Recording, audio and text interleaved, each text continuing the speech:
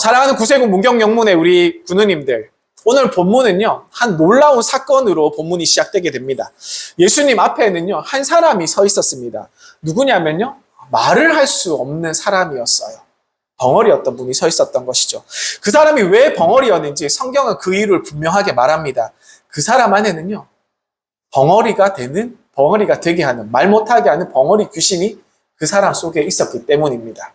말을 하고 싶어도 말을 할 수 없었습니다. 마음을 표현하고 싶어도 그렇게 표현할 수가 없는 그런 분이셨어요. 사람들과 함께 살아가지만 마치 세상과 단절된 것과 같은 그러한 힘든 삶을 살아가야만 했습니다. 얼마나 답답하고 고통스러운 인생이었겠습니까? 그리고 얼마나 살아가는데 힘이 들었을까요? 얼마나 외로웠겠습니까?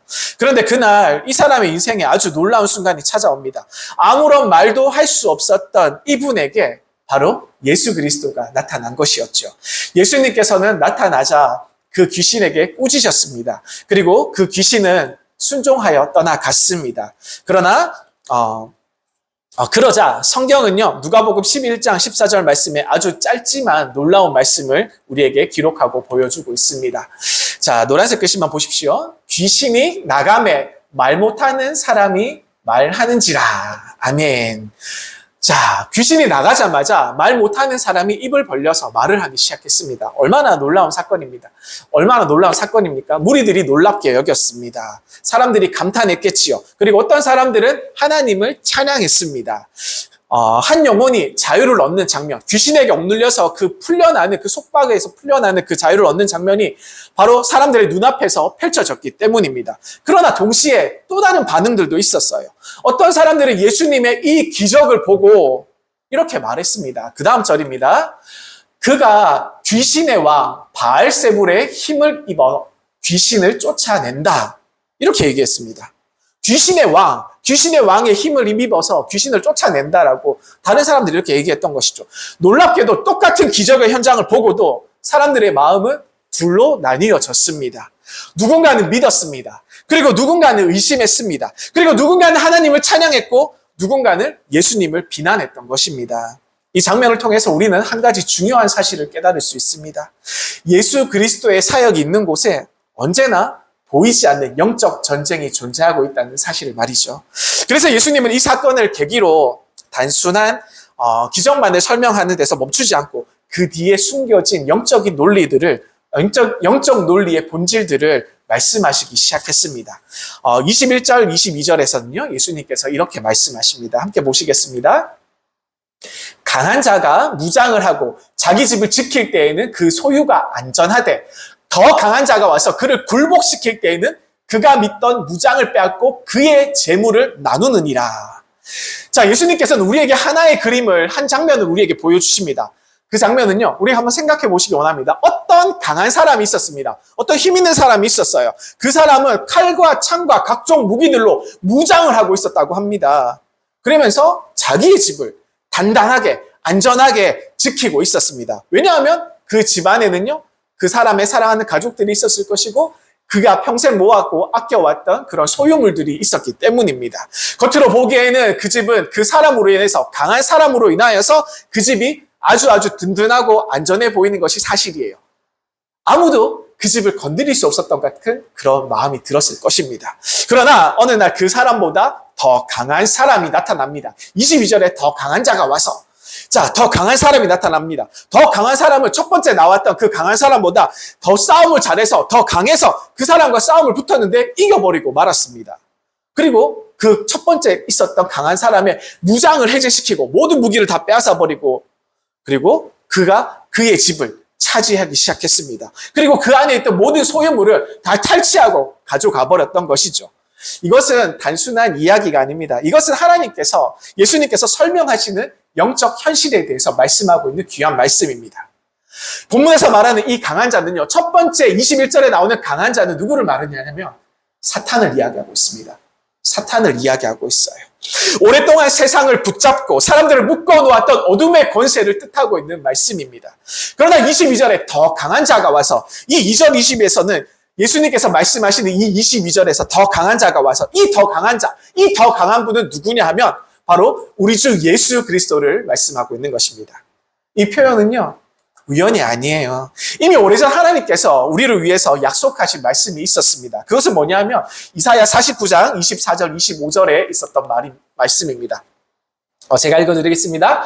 용사가 빼앗은 것을 어떻게 도로 빼앗으며 승리자에게 사로잡힌 자를 어떻게 건져낼 수 있으랴. 여호와가 이같이 말하노라. 용사의 포로라도 빼앗을 것이요 두려운 자의 빼앗을 것도 건져낼 것이니 이는 내가 너를 대적할 자를 대적하고 내 자녀를 내가 구원할 것임이라. 이렇게 얘기합니다.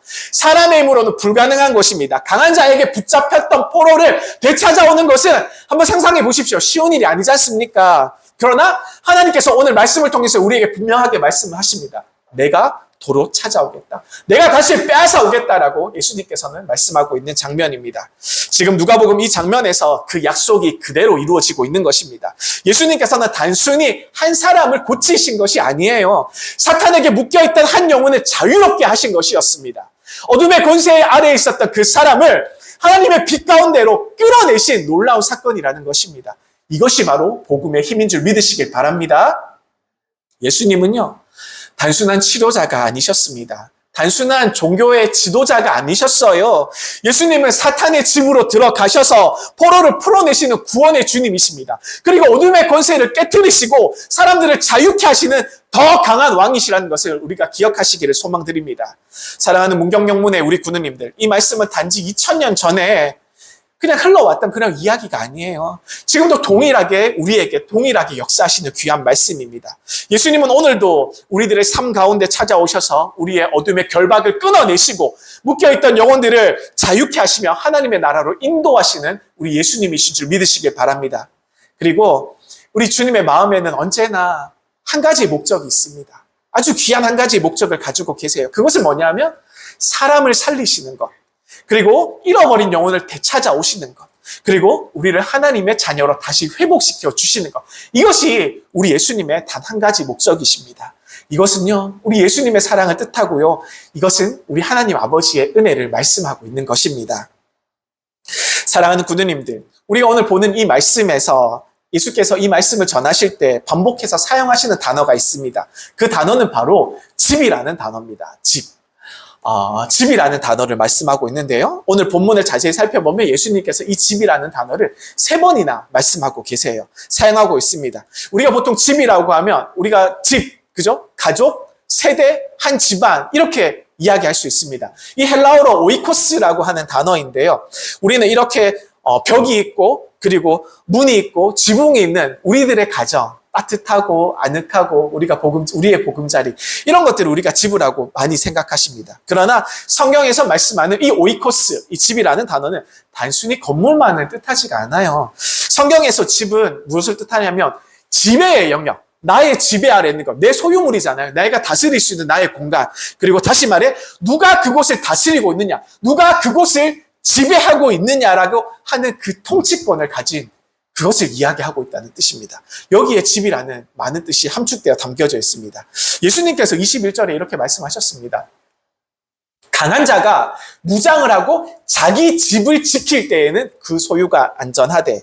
이 말씀의 뜻은 무엇일까요?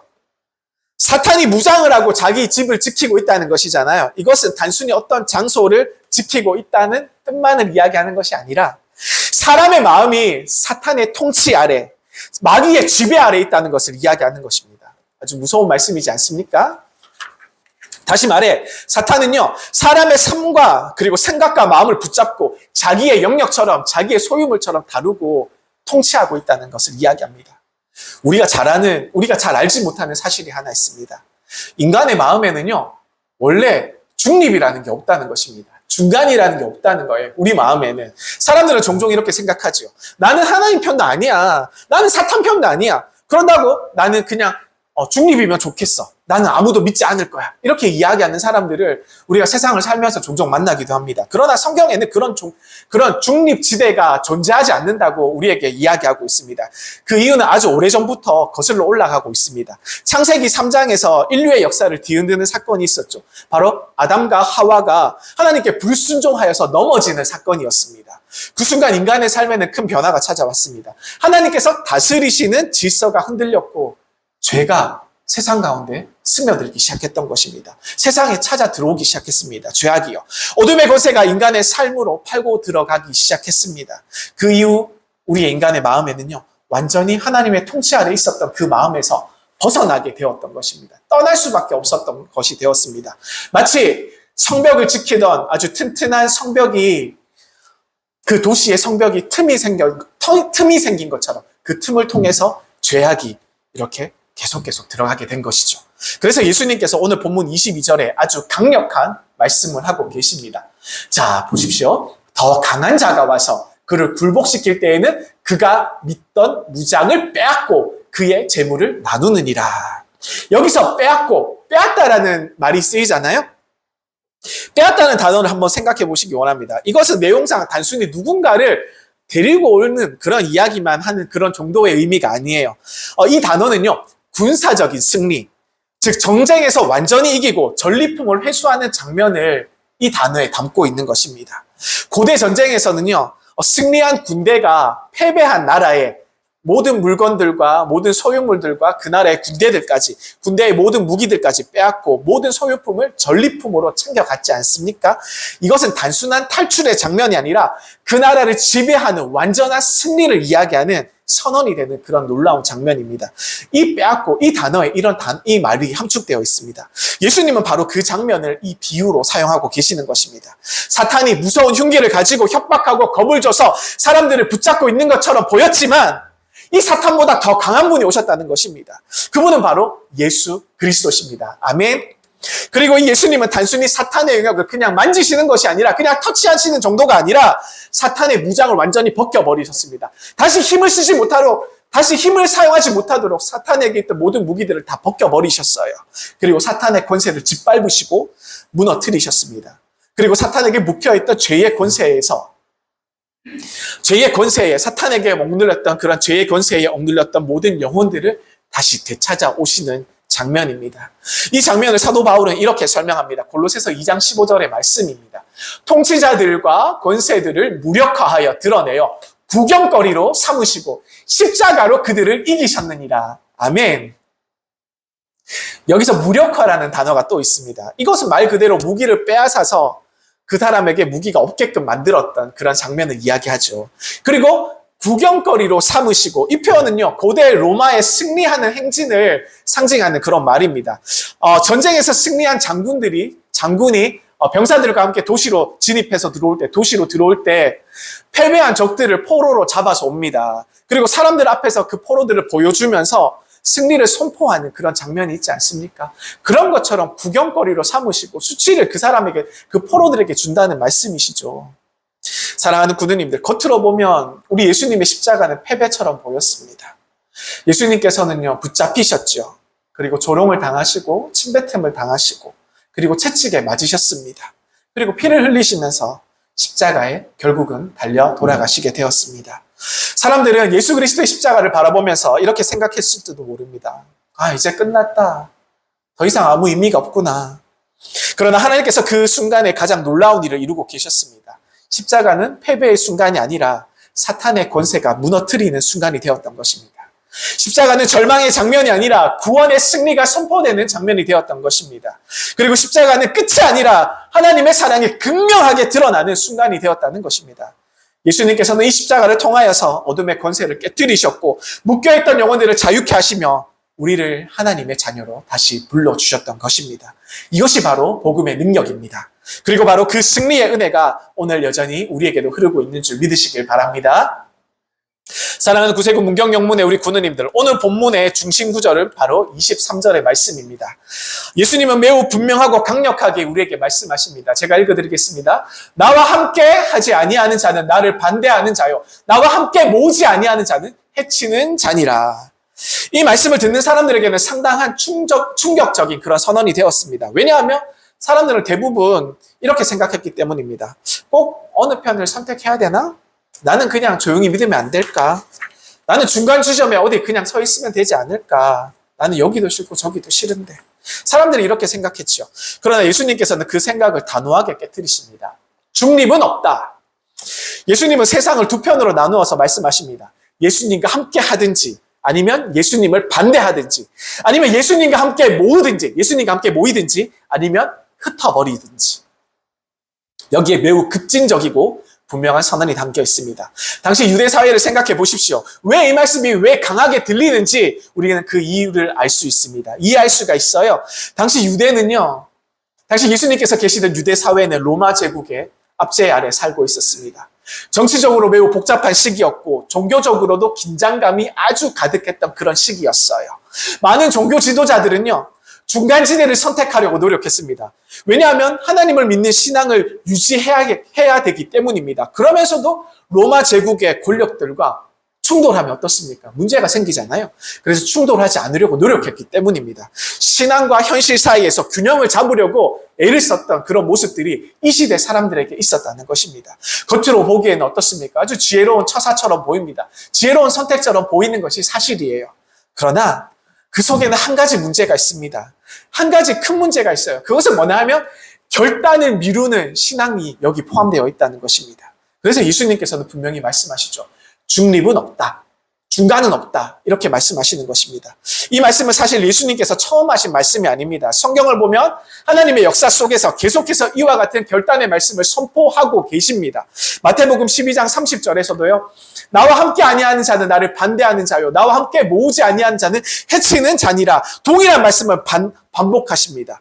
하나님 나라는 왜냐하면 애매한 태도를 허락하지 않기 때문입니다. 하나님은 우리의 마음이 어디에 서 있는지 분명하게 아시고 계시기 때문이죠. 그리고 이 말씀은 또 다른 장면을 떠오르게 합니다. 이스라엘 백성이 약속의 땅, 가나안 땅에 들어가기 직전에 그때 지도자는 여호수아였습니다. 여호수아가 백성들 앞에서 선언했던 말입니다. 여호수아 24장 15절의 말씀입니다. 밑에 노란색 글씨만 보십시오. 여호수아가 백성들에게 이렇게 선언하였습니다. 너희가 섬길 자를 오늘 택하라. 오직 나와 내 집은 여호와를 섬기겠노라. 여호수아가 이렇게 말한 것도 아닙니다. 언젠가 선택해도 괜찮다. 천천히 한번 잘 생각해 보아라. 충분히 생각하고 고민해도 괜찮아. 이렇게 말씀한 것이 아니라 여호수아는 어떻게 이야기했냐면 오늘 선택하라라고 말씀했습니다. 오늘 선택하라고. 신앙은 결국 우리에게 있어서 선택의 문제가 되기 때문입니다. 또 한 선지자가 떠오릅니다. 갈멜산 위에서 수백 명의 바알 선지자와 맞섰던 하나님의 사람, 바로 엘리야 선지자입니다. 엘리야는 백성들을 향해서 이렇게 외쳤습니다. 열왕기상 18장 21절의 말씀입니다. 너희가 어느 때까지 둘 사이에 머뭇머뭇하려느냐? 여호와가 만일 하나님이면 그를 따르고 바알이 만일 하나님이면 그를 따를지니라. 하나님이면 하나님을 따르고 바알이 하나님이면 우상이 하나님이면 하나님을 따르라라고 바알을 따르라라고 이야기하는 강력한 말씀이었습니다. 그날 갈멜산 위에서 있었던 사건은 그때 벌어진 일은 단순하게 생각하면 우리의 종교 논쟁이 아니었습니다. 갈멜산 위의 사건은요, 누가 진짜 우리의 왕이냐 하는 그 사건을 다루고 있는 문제였기 때문이었습니다. 사랑하는 우리 군우님들, 성경을 보면 언제나 하나님께서는 사람들에게 결단을 요구하십니다. 하나님은 억지로 우리를 끌고 가지 않으세요. 강제로 믿게 하지도 않으십니다. 대신 하나님께서는 항상 우리에게 부드럽게 선택할 기회를 우리에게 주어주고 계십니다. 그리고 동시에 하나님께서 우리에게 이렇게 말씀하시죠. 작은 소리로 말할지도 몰라요. 어떨 때는 큰 소리로 말씀할지도 모릅니다. 중립은 없다. 중간은 없다. 이렇게 항상 우리에게 말씀하시는 것입니다. 왜냐하면 우리 하나님께서는 우리의 마음을, 우리의 온전한 마음을 간절히 원하시기 때문입니다. 절반은 아니에요. 절반이 아니라 우리의 온 마음을 원하시기 때문입니다. 절반만 드려도 괜찮은 것이 아닙니다. 형식적인 신앙이 아니라 진짜 하나님과의 아버지와의 관계, 그 사랑의 관계를 원하시기 때문이시죠. 그래서 예수님은 오늘도 동일하게 우리에게 이렇게 물어보고 계시는 것입니다. 너는 누구와 함께 있느냐? 이 질문 앞에서 우리의 마음은 결국 한 방향을 선택하게 됩니다. 그리고 바로 그 선택이 바로 우리의 인생을 결정하게 되는 줄 믿으시길 바랍니다. 사랑하는 군우님들, 예수님은 오늘 본문에서 우리를 아주 놀라게 하는 아주 중요한 경고를 하고 계십니다. 벙어리 귀신이 쫓겨난 이후에 예수님은 단순히 기적으로만 이 사건을 끝내지 않으시고 더 깊은 영적인 진리를 설명하고 계십니다. 예수님께서 이렇게 설명하고 계십니다. 더러운 귀신이 한 사람에게서 나갔습니다. 그리고 더러운 귀신은 쉴 곳을 찾아서 이곳 저곳을 떠돌아다녔습니다. 그러나 쉴 곳을 찾지 못합니다. 그러다가 결국에는 이렇게 말을 하죠. 내가 나온 내 집으로 돌아가리라. 이렇게 얘기를 하고 이 귀신은 돌아갑니다. 그리고 그 귀신이 원래 있었던 그 사람에게로 돌아와 보니까 놀라운 장면을 발견하게 됩니다. 아주 놀라운 장면이 벌어지게 되었어요. 그 집이요, 자기가 원래 있었던 그 귀신이 머물렀던 그 집이, 그 사람의 집이 청소가 되어 있었던 것입니다. 그 사람의 마음이 청소가 되어 있었던 것이에요. 정돈이 되어 있었고 모든 잘못되고 고장났던 모든 그런 부분들이 다 수리가 되어 있던 놀라운 그런 장면이 일어났던 것입니다. 겉으로 보기에 너무너무 아름답고 좋고 너무너무 훌륭하게 꾸며졌던 것입니다. 더럽던 것들이 사라졌습니다. 아주 어지럽혀졌던 것들이 정리가 되었던 것입니다. 마치 새 집처럼 말끔하게 보였습니다. 그런데 우리 예수님께서 아주 중요한 사실을 우리에게 말씀하고 계십니다. 그것은 뭐냐면요, 그 집이 비어있다는 사실입니다. 그 집이 누구도 아무도 없었던 그냥 비어있던 집이라고 말씀하신 것입니다. 문제는 집이 더러웠던 것이 아닙니다. 더러워진 집이 문제가 되는 것이 아니라 문제는 그 집이 비어 있었다라는 것이 큰 문제가 되었던 것입니다. 그래서 귀신은요, 혼자 들어가지 않습니다. 자기보다 더 악한 귀신 7귀신을 데리고 다시 그 사람 마음으로 들어가게 되는 것입니다. 얼마나 끔찍한 일입니까? 그죠? 그리고 예수님께서는 이렇게 말씀하십니다. 26절의 말씀입니다. 위에 한번 같이 한번 제가 위에부터 읽어보 드릴게요. 이에 가서 저보다 더 악한 귀신 7을 데리고 들어가서 거하니, 그 다음 말씀이 중요합니다.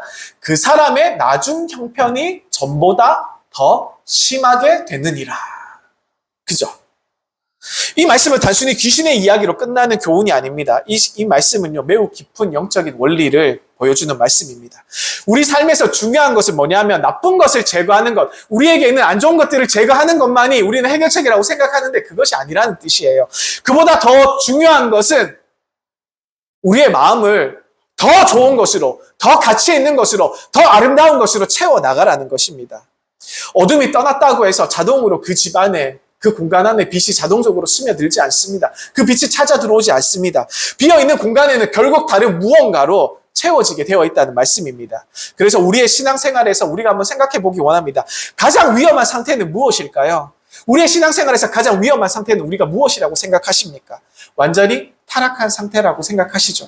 우리가 완전히 죄악에 억눌려서 완전히 타락되고 짓밟힌 그런 상태라고 생각하지만, 어둠의 권세에 묶여있는 그런 상태라고 생각하지만, 더 무서운 상황은 무엇이냐면요, 더 위험한 상황은 무엇이냐면 오히려 겉으로는 정돈되어 있고 속이 비어있는 그런 상태일 때 더 위험하다는 것을 우리는 말씀을 통해서 분명히 아셔야 합니다. 사랑하는 구누님들, 이 말씀은 사실 한 개인을 향해서만 하는 말씀이 아닙니다. 예수님께서 이 말씀을 통해서 이스라엘의 영적인 상태를 지적하고 계신 것이었습니다. 이스라엘의 역사를 보시면 중요한 사건이 있습니다. 바벨론 포로 사건을 또한 말씀드리고 싶습니다. 바벨론 포로로 이스라엘 백성들이 잡혀가고 나서 이스라엘 백성들은 큰 충격에 빠졌습니다. 이스라엘 백성들은 왜 자기들이 나라를 잃게 되었는지, 왜 포로로 끌려가게 되었는지, 이 사건에 대해서, 바벨론의 포로로 끌려가서 이 일에 대해서 깊이 생각하기 시작했습니다. 그리고 그 문제에 대해서 깊이 깨닫기 시작하였죠. 그 원인 가운데 가장 뚜렷하게 드러났던 원인이 무엇이냐면 바로 우상숭배였습니다. 그래서 포로 생활 이후에 이스라엘은 우상숭배를 그 바벨론 포로 시기 이후에 철저하게 끊어가기 시작했습니다. 겉으로 보기에는 정말 많이 달라졌습니다. 율법을 열심히 지켜갔고요. 종교 생활도 열심히 해갔습니다.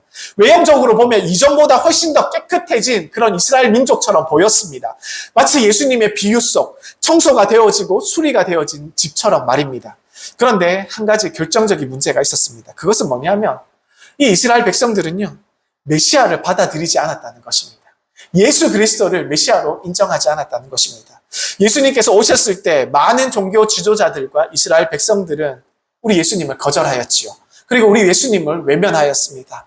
하나님의 아들을 알아보지 못했다는 것입니다. 겉으로는 종교 생활을 열심히 하는 것처럼 보이지만 정작 그들의 마음에는 하나님의 아들이 계실 자리가 없었다는 것입니다. 결국 역사는 매우 가슴 아픈 방향으로 흘러갔습니다. 주 70년 로마 군대가 다시 예루살렘을 공격하였고 도시는 처참하게 무너졌습니다. 그리고 성전도 완전히 파괴되었습니다. 이것은 단순한 정치적인 사건을 말씀드리는 것이 아니라 영적 현실의 결과라고 말씀을 드리고 싶습니다. 사랑하는 군우님들, 우리 예수님의 경고는 지금 우리에게도 매우 중요한 말씀을 전하고 계십니다. 비어있는 신앙은 아주 위험합니다 라고 말이죠. 겉으로 영문을 다니는 것, 겉으로 우리가 교회를 다니는 것만으로 충분하지 않습니다. 나쁜 생활 습관을 몇 가지를 끊었다고 해서 끝나는 것도 아닙니다. 그리고 신앙은 단순히 비운다고 해서도 끝나는 것이 아닙니다. 채워져야만 하는 것이기 때문입니다. 우리의 마음이 예수 그리스도로 채워질 때, 우리의 삶이 하나님의 말씀으로 가득해질 때, 우리의 영혼이 성령님의 은혜로 채워질 때, 우리의 집은, 우리의 마음은, 그 집은 더 이상 비어있는 집이 아니게 된다는 것입니다. 바로 그때 우리의 삶은 진짜 안전한 집으로 바뀌게 된다는 것이죠. 왜냐하면 그때 우리의 마음이, 우리의 집이 하나님이 거하시는 집이 되기 때문입니다. 하나님의 성전이 되기 때문입니다. 사랑하는 우리 군우님들, 이 말씀은 특별히 오랜 세월 신앙생활을 해온 우리 군우님들에게 깊은 질문을 던집니다. 우리는 긴 세월 교회를 섬겼습니다. 영문을 다녔습니다. 주일마다 예배를 드렸습니다. 설교를 통해서 수많은 하나님의 말씀을 듣고 살아왔습니다. 믿음의 길을 걸어오면서 세상에서 하던 많은 나쁜 것들을 다 내려놓기 시작했습니다. 어떤 분들은 젊은 시절에 방황들을 끊었고요. 어떤 분들은 옛습관과 죄악을 끊어버렸습니다. 겉으로 보면 우리의 삶은 많이 정돈된 집처럼 보입니다. 깨끗해진 그러한 집처럼 보입니다. 예수님의 비유로 말하자면 청소되고 수리된 집같이 보이는 것이죠. 우리는 우상도 버렸습니다. 신앙의 형태도 갖추고 있습니다. 그리고 구세군의 영문의 봉사활동도 정말 최선을 다해서 해왔습니다.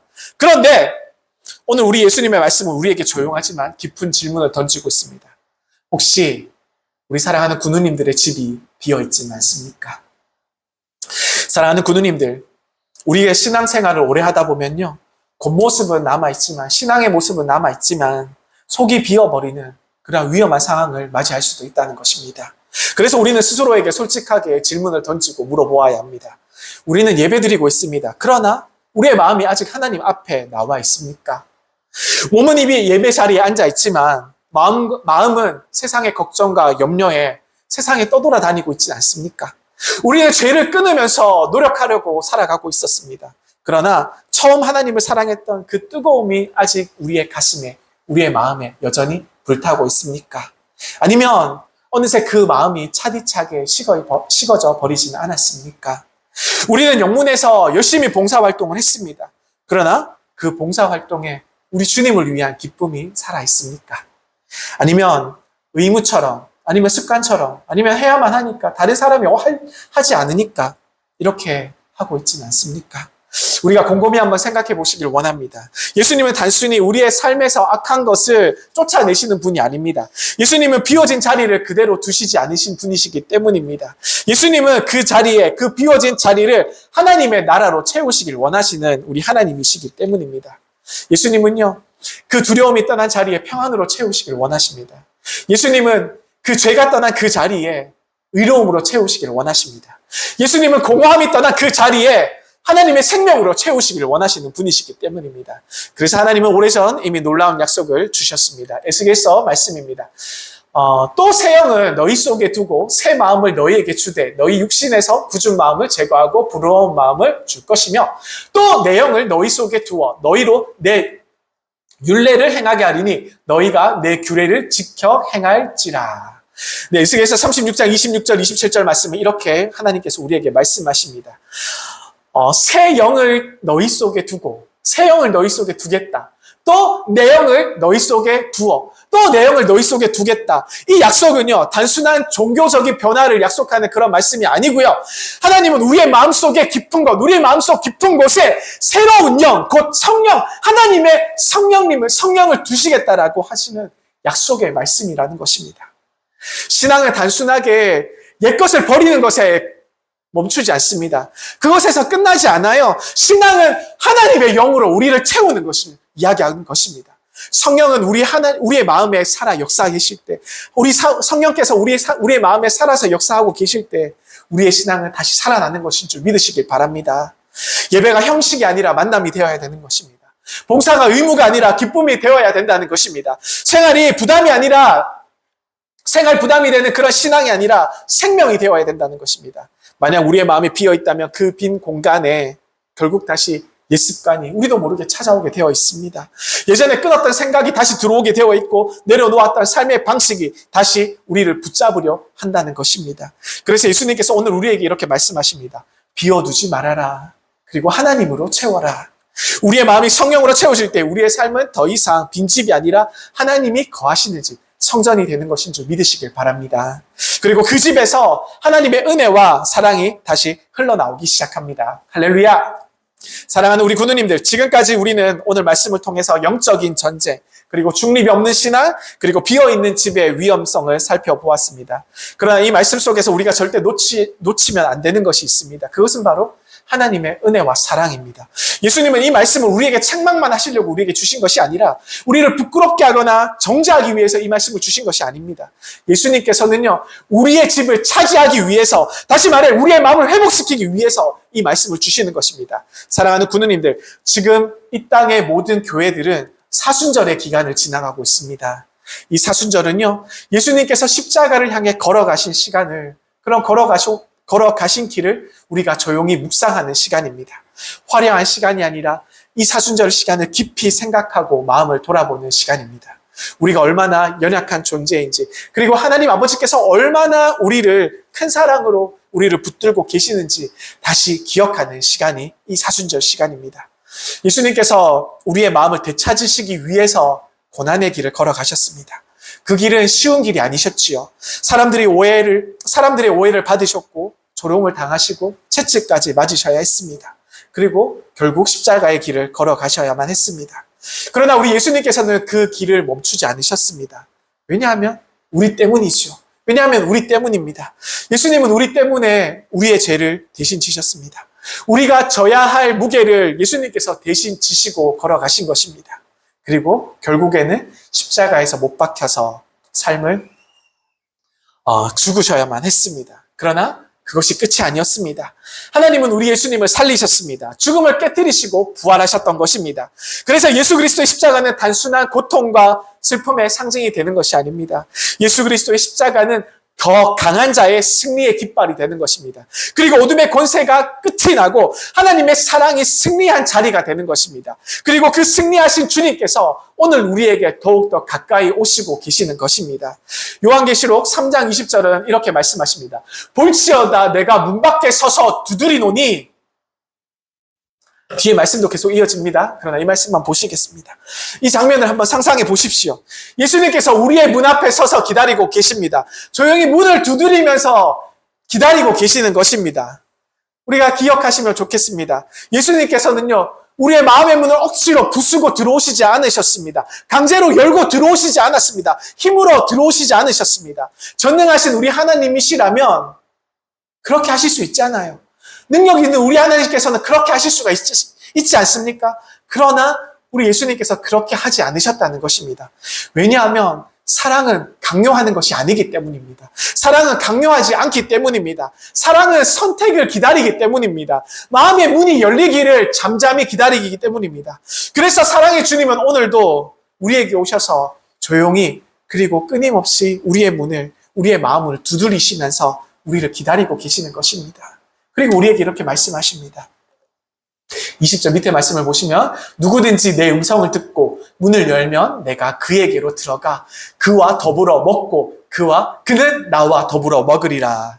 이보다 더 좋은 말씀이 어디 있겠습니까? 주님께서 우리와 함께 하신다는 이 놀라운 말씀은요, 예수님은 우리의 삶을 빼앗으러 오시는 분이 아니십니다. 우리에게 무엇인가 빼앗아가려는 분이 아니십니다.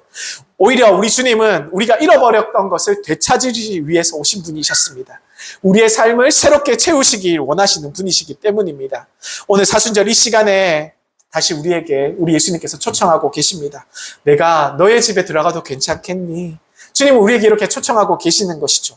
우리가 우리의 마음의 문을 열 때 더 이상 우리의 집은 비어있는 집이 아닐 것입니다. 하나님이 함께 거하시는 집, 은혜와 생명이 흐르는 집이 되는 줄 믿으시길 바랍니다. 사랑하는 문경영문 우리 군우님들, 오늘 우리는 중요한 말씀 앞에 서 있습니다. 누가복음 11장 23절, 나와 함께 하지 아니하는 자는 나를 반대하는 자요, 나와 함께 모으지 아니하는 자는 해치는 자니라. 이 말씀은 단순한 교훈이 아니라 이 말씀은 우리에게 던지시는 우리 예수님의 질문이 됩니다. 그리고 예수님께서 우리에게 이 질문은 지금 이 자리에 계시는 우리 군우님들 한 분 한 분, 여기 계시는 모든 분들에게 직접적으로 예수님께서 조용히 물어보고 계시는 것입니다. 우리는 지금 누구와 함께 서 있습니까? 이 질문 앞에 그 누구도 조용히 물러설 수 없을 것입니다. 누구도 애매하게 서 있을 수 없을 것입니다. 왜냐하면 예수님께서 이미 선언하셨기 때문입니다. 중립은 없다, 중간은 없다라는 말씀입니다. 사랑하는 군우님들, 신앙은 단순히 교회를 오래 다닌 경험이 아닙니다. 신앙은 기독교의 문화만이 아니에요. 우리 민족에 이어진 종교적인 전통도 되는 것이 아닙니다. 습관처럼 이어져 온 관습이 될 수 있는 것도 아닙니다. 우리의 신앙은 훨씬 더 분명하고 훨씬 더 강력한 사건이기 때문입니다. 우리의 신앙은 왕을 선택하는 그런 귀한 일인 줄 믿으시길 바랍니다. 내 인생의 왕이 누구인지, 내 삶의 주인이 누구인지를 결정하는 일이 우리의 신앙이라는 것이죠. 성경의 역사는 언제나 이 질문으로 흘러왔습니다. 여호수아는 백성들 앞에 외쳤습니다. 너희들이 섬길 자를 오늘 선택하라. 그리고 엘리야는 갈멜산에서 외쳤습니다. 너희가 어느 때까지 둘 사이에 머뭇머뭇 거리겠느냐. 그리고 이제 예수님께서 동일한 질문을 우리에게 던지시고 계시는 것이죠. 너는 누구와 함께 있겠느냐. 사랑하는 우리 군우님들, 특별히 우리는 인생의 후반부를 살아가는 세대들입니다. 젊은 시절을 지나서 여기까지 왔습니다. 우리의 많은 인생을 살아왔지요. 수많은 경험을 했고 많은 것을 이루었고 많은 것을 내려놓기도 했습니다. 그러나 우리의 인생 후반부에 아주 중요한 질문이 있습니다. 그것은 무엇이냐면 나는 지금 누구와 함께 서 있는가라는 질문입니다. 우리가 재산이 아무리 많아도 이 질문 앞에서는 의미가 없습니다. 우리가 아무리 건강이 좋아도 이 질문을 대신할 수 없습니다. 우리가 세상에 쌓은 성공과 공로가 아무리 많아도 이 질문 앞에서는 아무런 대답도 대신할 수 없습니다. 결국 인생의 마지막에 남는 것은 누구와 함께 서 있느냐는 것이 중요하기 때문입니다. 우리가 예수님과 함께 서 있습니까? 아니면 여전히 내 인생 중심에 내가 자리하고 있습니까? 오늘 예수님은 우리를 결단의 자리로 부르시고 계십니다. 머뭇거리는 그 자리에서 일어나 믿음의 자리로 가십시오. 망설이는 자리에서 일어나 결단의 자리로 가시기를 소망드립니다. 그리고 중립의 자리에서 일어나 주님과 함께하는 자리로 서시기를 간절히 말씀을 드리고 싶습니다. 사랑하는 우리 군우님들, 오늘 말씀을 통해서 우리 예수님께서 우리에게 분명하게 말씀하십니다. 나는 더 강한 자다. 나는 너를 뺏으러 왔단다. 그리고 나는 너의 집을 차지하기를 원한다. 이런 예수님의 음성을 들으시길 원합니다. 사탄이 아무리 오랫동안 붙잡고 있었던 삶일지라도, 죄와 습관과 두려움 속에 묶여있던 어둠 가운데 있었던 우리의 마음일지라도 예수님께서 다시 오셔서 그것을 다시 빼앗아 오실 수 있다라는 그 더 강하신 분이시라는 것을 우리가 믿고 나아가시기를 간절히 축원드립니다. 그래서 예수님은 오늘 우리에게 다가오십니다. 오늘도 우리에게 다가오십니다. 그리고 예수님께서 우리의 마음을 주님께 열기를 원하시고 주님께서 우리의 마음의 집에, 우리의 마음의 그 집에 들어오시기를 원하시는 것입니다. 사랑하는 군우님들, 말씀을 맺기 원합니다. 중립은 없습니다. 비어있음도 없습니다. 우리의 마음은 결국 누군가가 차지하게 되어 있기 때문입니다. 그래서 하나님께서는 가장 은혜로운 시간에 우리를 불러 모아 주셨습니다. 지금 우리는 가장 은혜로운 사순절의 시간을 지나가고 있습니다. 십자가를 향해 걸어가신 예수님의 발걸음을 다시 묵상하는 아주 귀한 시간이 되시기를 원합니다. 십자가는 패배의 상징이 아니기 때문입니다. 십자가는 더 강한 자의 승리가 되었기 때문입니다. 그 승리의 깃발 아래 수많은 영혼들이 자유를 얻었고 새로운 생명을 얻었습니다. 사랑하는 우리 군우님들, 오늘 우리는 예수 그리스도의 십자가 앞에 서 있습니다. 이 시간 우리의 마음을 다시 주님께 여시기를 소망드립니다. 오직 주님으로 채워질 때 우리의 집은 안전합니다. 오직 주님이 우리의 주인이 되어주실 때 우리의 인생은 흔들리지 않게 될 것입니다. 그리고 저는 간절히 소망드립니다. 우리 문경 영분 군누님들의 남은 생애가 단순히 세월을 흘려보내는 그런 세월이 되는 것이 아니라, 시간이 되는 것이 아니라 우리 주님과 함께 모이는 삶, 우리 주님과 함께 모으는 인생이 되시기를 간절히 축복드립니다. 사람을 살리고 믿음을 세우고 하나님 나라를 함께 이루어가는 복된 인생이 되기를 간절히 축복드립니다. 더 강한 자이신 우리 주 예수 그리스도께서 우리의 마음을 영원히 차지하시기를, 우리의 삶의 왕으로 영원히 다스리시기를 예수님 이름으로 간절히 축원드립니다. 기도하시겠습니다. 사랑과 은혜가 풍성하신 하나님 아버지, 감사합니다. 오늘 말씀을 통해서 우리에게 분명하게 말씀하신 주님의 음성을 듣게 하시니 참으로 감사드립니다. 주님, 우리의 마음이 중립에 서 있는지 서 있지 않게 하시고 돌아보게 하시고 오직 예수 그리스도 편에 서는 믿음의 결단을 허락하여 주옵소서. 혹시 우리의 마음이 비어 있었다면 이 시간 성령으로 가득 채워주시고 우리의 삶의 집이 주님이 거하시는 거룩한 성전이 되게 주님 역사하여 주옵소서. 사순절 이 시간 십자가의 사랑을 더욱 깊이 기억하게 하시고 더 강한 자 되시는 예수 그리스도께서 우리의 삶을 온전히 다스리게 하여 주옵소서. 우리 구세군 문경영문 모든 군우들의 남은 생애가 남은 인생이 주님과 함께 모으는 삶이 되게 하시고 사람을 살리고 하나님의 나라를 세워가는 복된 인생이 되게 하여 주옵소서. 모든 것을 우리를 위해 십자가 지신 예수 그리스도의 이름으로 감사드리며 기도드립니다. 아멘. 네, 다 함께 일어서시겠습니다. 찬송가 782장. 네, 782장. 주의 능력으로 싸우며, 구세군 찬송가 782장입니다. 주의 능력으로 싸우며 원수를 이기는 군병은 우리 함께 찬송 드리도록 하겠습니다. 네, 찬송가, 구세군 찬송가 782장. 주의 능력으로 싸우며, 네, 함께 찬송 드리도록 하겠습니다. 네. 주의 능력으로 싸우며 원수를 이기는 군병은 성령 검잘 사용하여서 죄인을 주님께 인도해 이기네 주의 능력으로 이기네 주의 능력으로 이기네 전에도 이김을 얻어서 원수를 도망케 하였네 끝까지 싸움을 계속해 성령의 검으로 싸우리 아멘 이기네 주의 능력으로 이기네 주의 능력으로 이기네 원수가 크고 능력 있어 싸우기 매우 어렵도다 주님은 구원할 힘 있고 환난 중 가까이 하시네 이기네 주의 능력으로 이기네 주의 능력으로 이기네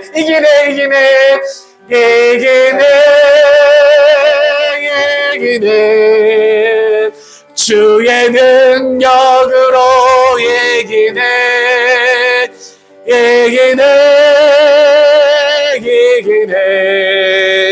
주의 능력으로 이기네 아멘. 기도하시겠습니다. 이제는 죄와 어둠의 권세를 깨뜨리시고 우리의 마음을 자유케 하시며 더 강한 자로 오셔서 우리를 구원하시는 우리 주 예수 그리스도의 크신 은혜와 잃어버린 영혼을 끝까지 찾아오시고 세상을 향해 사랑과 자비를 흘러내 보내시며 우리를 구세군 혈화병사로 세워 세상 속에서 빛과 소금으로 살게 하시는 하나님 아버지의 한량없으신 사랑하심과 우리의 마음을 새롭게 하시고 주님의 편에 서는 믿음과 용기를 주시며 세상 속에서 복음을 전하고 사랑으로 섬기도록 능력 주시는 성령 하나님의 감화, 감동, 위로, 교통하심이 오늘 말씀을 듣고 더 강한 자 되시는 주님을 의지하여 하나님의 나라를 위해 살기로 결단하는 구세군 문경영문 모든 군우들과 그 가정과 그 권속들과 일터와 삶의 자리 위에 사역과 그 걸어가는 모든 길 위에 이 땅의 모든 교회 위에 이제로부터 영원토록 함께 하시기를 간절히 축원하옵나이다. 아멘.